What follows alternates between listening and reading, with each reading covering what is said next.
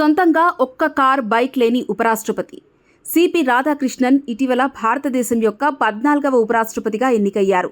Maharashtra governor మరియు NDA nominee అయిన రాధాకృష్ణన్ భారత రాజకీయాల్లో 40 సంవత్సరాల సుదీర్ఘ ప్రయాణం తర్వాత ఇండియా బ్లాక్ అభ్యర్థి బి సుదర్శన్ రెడ్డిపై విజయం సాధించారు.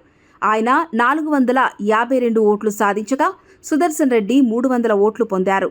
రాధాకృష్ణన్ కోయంబత్తూర్ స్థానం నుంచి 5 సార్లు లోక్సభ ఎన్నికల్లో పోటీ చేశారు. వీటిలో ఆయన 2 సార్లు గెలిచారు. 2019లో జరిగిన చివరి ఎన్నికల్లో ఆయన ఓడిపోయారు.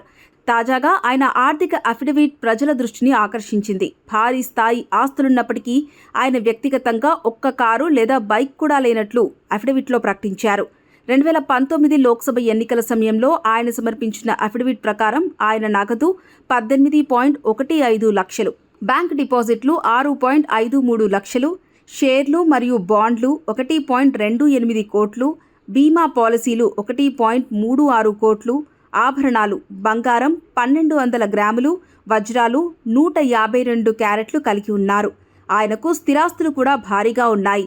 మొత్తం ఆస్తుల విలువ 48 కోట్లకు పైగా ఉండగా 2.36 కోట్ల రూపాయల అప్పులు కూడా ఉన్నాయి.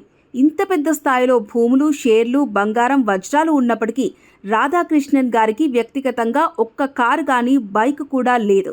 ఇది భారత రాజకీయాల్లో అరుదైన విషయం. సాధారణంగా రాజకీయ నాయకులు లగ్జరీ కార్లు, బైక్లు కలిగి ఉండగా ఆయన సాదాసీదాగా జీవించడమే ప్రధాన లక్ష్యం.